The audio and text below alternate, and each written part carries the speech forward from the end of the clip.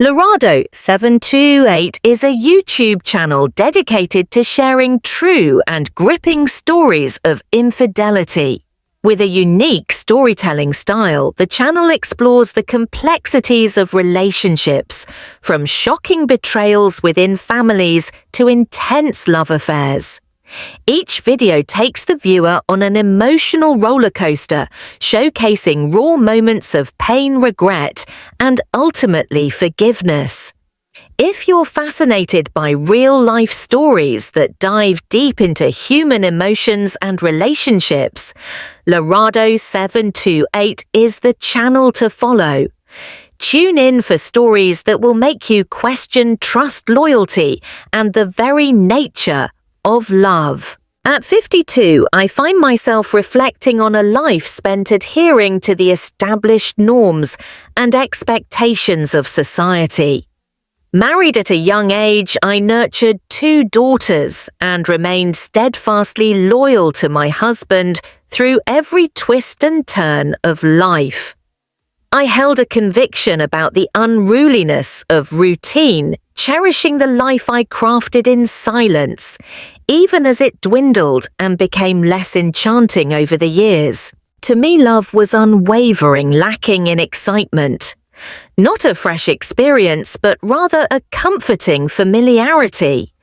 Yet an event transpired not long ago, an occurrence that remains beyond my complete understanding. It unfolded unexpectedly. It was never intended to hold any significance. And yet it prompted me to reevaluate everything I believed about my identity and the person I assumed I would always remain. I never imagined that something like this could occur in my life. I urge you avoid the error I once made. It was a Tuesday afternoon, the sort of dreary, unremarkable day when time seems to stretch just a bit longer. Once more, my car had succumbed to its mechanical woes, marking the 3rd time this month, while Tom, my husband, found himself ensnared in meetings throughout the afternoon. When his colleague Ethan proposed to drive me home from the grocery store, I agreed without a moment's hesitation. I was acquainted with Ethan from the handful of company events I had participated in throughout the years. He was in his late 30s, younger than Tom, and spoke with a calm, assured demeanor. He consistently appeared courteous and considerate, the sort of individual who would hold the door open and meet your gaze when inquiring about your well-being. Though I had never pondered it deeply, I consistently observed how his gaze lingered, not in a way that crossed boundaries, but simply longer than usual. We exchanged casual words in the parking lot. He graciously volunteered to stow my bags in the trunk of his gleaming silver sedan, which was surprisingly tidy for a man living alone. "Are you certain this isn't inconvenient for you?" I inquired, easing into the passenger seat. He smiled, "Not at all. I reside a mere 10 minutes beyond your location. Provides me with a perfect reason to leave the office ahead of schedule." His voice carried a gentle quality, inviting and leisurely. It instilled in me a peculiar sense of safety, a sensation I rarely experienced around other men. With Tom, every interaction had turned into a mere exchange. Tasks like grocery lists, settling bills, and collecting the dry cleaning. I held no bitterness towards him for that. Isn't that the essence of marriage after 3 decades? As we exited the lot, the sun pierced through the clouds for a fleeting instant. The dashboard glowed with a soft warmth, and I caught Ethan stealing a sideways glance at me, his hand resting comfortably on the wheel. "You appear to be rather silent," he remarked. I merely shrugged. Today has simply unfolded in a way that feels all too familiar. "You're familiar with the experience." He refrained from pressing further, merely nodding his gaze, returning to the road ahead. Yet there was an undeniable quality to his presence that permeated the car, making it impossible to overlook. Devoid of romance, simply here, attentively absorbing the sounds around me, we engaged in conversation about the familiar topics, the bustling traffic, the unpredictable weather, and the delightful new bakery that has recently opened on Ale Street. I discovered that I was laughing far more than I had anticipated, particularly when he recounted the tale of Tom's attempt to repair the office coffee machine, which resulted in a flooded break room. He conveniently left that detail out, I remarked, dabbing at the tears of laughter that had gathered in the corner of my eye. He likely omitted the detail about pinning the blame on the intern, Ethan remarked with a grin. I chuckled once more, allowing the silence to settle in. The vibrant hum of the city gradually diminished as we ventured into the more tranquil suburban expanse of Maple Lane. The homes basked in the warm embrace of the golden afternoon light, exuding a sense of familiarity and security. At that moment, we found ourselves halted at a stoplight. We lingered in quietude for a brief spell. There was an unusual quality to that stillness, as if the moment had exhaled a breath of its own. Ethan glanced my way, not with grandiosity or theatrical flair, but simply enough to catch my gaze. "Could I pose a question to you, Sarah?" I nodded, a sense of confusion washing over me as my pulse seemed to echo in my ears. "Have you ever pondered whether you still exist in the eyes of others?" The question struck a chord deep within me, awakening memories from a distant past I had long since forgotten. "Seen," I murmured gently. He gave another nod. "What I truly mean is beyond the roles of being a wife or a mother, it's about just being you."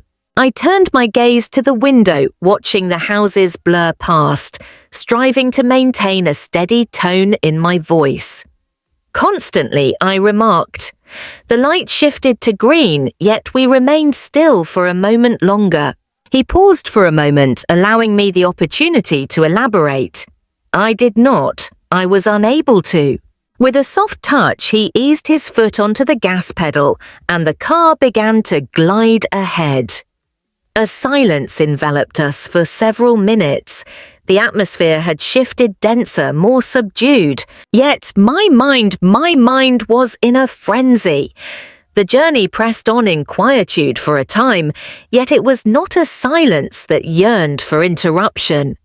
It seemed as though a delicate connection was blossoming between us gradually and with care. I sat with my hands neatly folded over my purse, gazing out the window, feigning admiration for the orderly rows of houses and the blooming lilacs gracing the front yards. Yet within, I found myself in a realm altogether different. The question Ethan posed at the stoplight echoed in my thoughts, much like a stone cast into still water, sending ripples across the surface of my mind. "Have you ever pondered whether you remain visible to others?" His intention had not been to convey flirtation. Perhaps he had indeed. Doubt had begun to creep in, leaving me uncertain. Yet, regardless of the circumstances, it marked the first occasion in years that someone truly saw me rather than merely identifying me as Tom's wife or the woman who consistently contributes potato salad to the cookout. As we made the turn onto my street, I cast a sidelong glance at Ethan. His demeanor exuded tranquility and concentration. Neither a smirk nor a knowing glance was present. He had no intention of steering me in any direction. He had merely observed my presence. "Thank you for the ride," I murmured as he eased into my driveway. He left the car idling, neglecting to shift it into park. "Sarah," he said, his voice low, yet resolute, "I didn't intend to make you feel uneasy." "I trust I did not." He turned his gaze towards me, then truly observing, and I felt an urge to occupy my hands to divert my eyes. Anything to ground myself. "I've observed the manner in which you present yourself," he remarked. "Within you there exists a vibrant spark that remains ever so alive. Yet I have the feeling that you've been advised to conceal it." A warmth crept into my cheeks, not quite embarrassment, but rather a vivid realization of being addressed in a language that had long faded from my ears.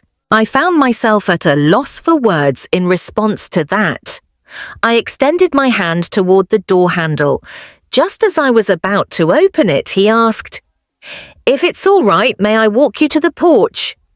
There was a moment of uncertainty. The logical side of me, the one that handled finances, crafted birthday treats, and nudged Tom to remember his blood pressure medication, shouted a resounding no. Yet a different part of my being, softer yet more persistent, whispered in agreement. I acquiesced, confident in my agreement. We strolled along the brief path leading to the entrance. The flickering of my porch light caught my attention, prompting me to remind myself to ask Tom to take care of it, even though I was aware that I would likely end up handling it on my own. I rummaged through my bag for the keys, the tension taut like a thread woven between us. Neither constricting nor unpleasant, merely delicate. "I apologize if I overstepped," he said, lingering a step behind me. "It's simply challenging to navigate a moment such as that." He inclined his head, his hands tucked away in his pockets. At times it seems that certain moments unfold to remind us of our humanity, of our enduring capacity to feel deeply. Once more it appeared the serene truthfulness that required no reply yet stirred an undeniable urge to respond. "Thank you," I murmured, my voice trembling slightly. He gazed at me for a brief moment more, then offered a soft smile.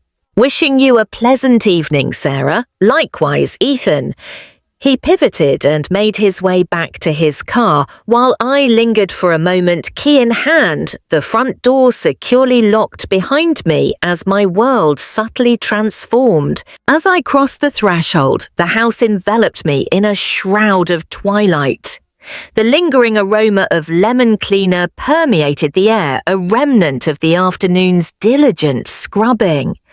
I placed my purse on the counter and lingered in the kitchen, absorbing the quietude around me. It lacked any sense of grandeur. In the conventional understanding of events, nothing had transpired. No boundaries breached, no stolen kisses. And yet an undeniable shift had occurred, something palpable in the constriction of my chest and the throbbing in my hands. Ethan had caught sight of me, and now I found myself unable to look away from my own reflection. The subsequent days unfolded with an oddness that was subtle, lurking in the hushed recesses of my daily habits. As I folded the laundry, strolled by the mirror, and poured my morning coffee, his question lingered in my thoughts, reverberating like a haunting melody. "Have you ever pondered whether you remain visible to others?" It lingered in my mind with a soft, haunting presence. Tom remained oblivious to any changes around him. He seldom engaged in such activities any longer. We had entered that phase of our marriage where silence felt natural, a language of its own. He would inquire whether I had settled the utility bill, and I would counter by asking if he had recalled to take out the trash. We lay next to each other, our backs touching our discussions, primarily revolving around plans rather than emotions. I held no resentment towards him, I truly did not. Yet an increasing awareness began to take root within me, a feeling that I was fading away, initially at a leisurely pace, then in a sudden rush. 2 days later, a message from Ethan arrived. Ethan, I trust this isn't overstepping, but I'm about to head out for coffee shortly.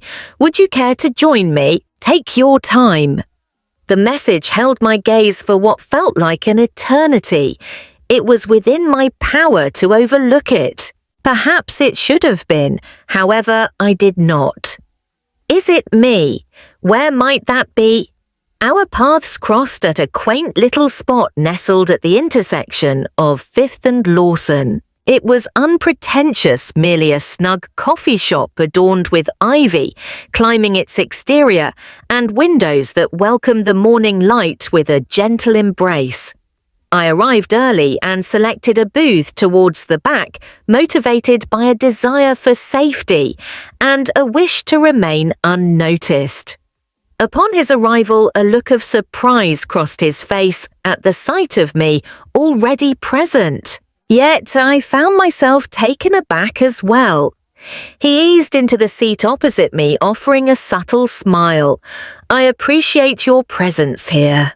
I nearly refrained, I admitted honestly, swirling my coffee even though it remained untouched by any additions. I understand there was a stillness. Yet again, it wasn't uncomfortable, merely reflective. "I've been reflecting on your words and I've come to a realization. On the subject of visibility."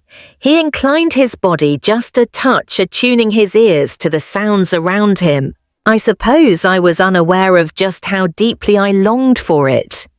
Not the spotlight, but rather the gentle acknowledgement of one's presence, a glimpse beyond the facade. He inclined his head in agreement. In our relentless pursuit of caring for those around us, we often overlook the vital need to pause and reflect on our own well-being. One can easily find themselves adrift. "It seems I lost my way some time back," I murmured softly. For a brief moment, silence enveloped us both. Then, maintaining his tone and posture, Ethan remarked, "I don't want to complicate your life, Sarah. That's not the reason I contacted you. Talking to you brings me joy. That concludes everything." It was the genuine quality of his voice that unraveled me, devoid of flirtation or implication. Simply the essence of human compassion. It felt exceptional, divine, nearly.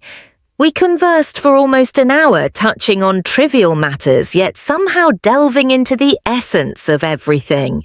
The days of our youth, the meals we cherish most, the melodies that accompanied our restless nights. I shared with him how I once danced solo in the kitchen while the kids were small, simply to embrace the feeling of being alive.